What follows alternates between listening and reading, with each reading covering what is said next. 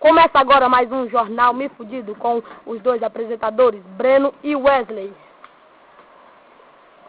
Boa noite, galera!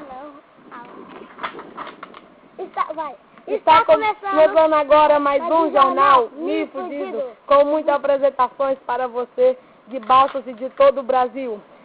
Começamos agora, gente, com essa apresentação brilhante dessa chuteira que foi usada para bater em um menino. Mãe, sigam o exemplo dessa que bateu.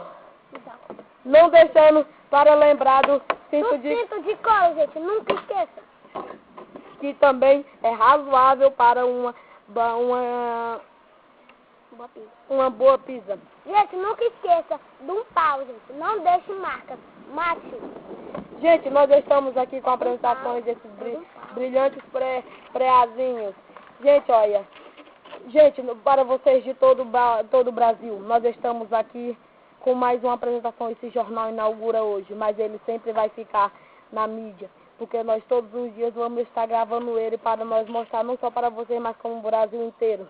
Vocês que querem nos contratar, o nosso número é 3541. O nosso número é 3541 9863. Procurar pelo Breno e pelo Wesley. E outro número, 3541 9863, que é o mesmo número. Procurem por nós, porque nós estaremos sempre à disposição. Da Globo, SBT, Record ou qualquer outro. Espero que fiquem gravada esta mensagem na memória de vocês.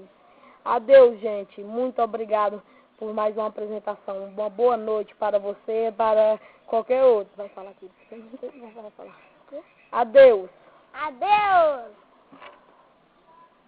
Gente, não podemos esquecer dos pré. Tchau. Fiquem com eles. Aí. Tchau. Vamos ver uma linda imagem dos pré.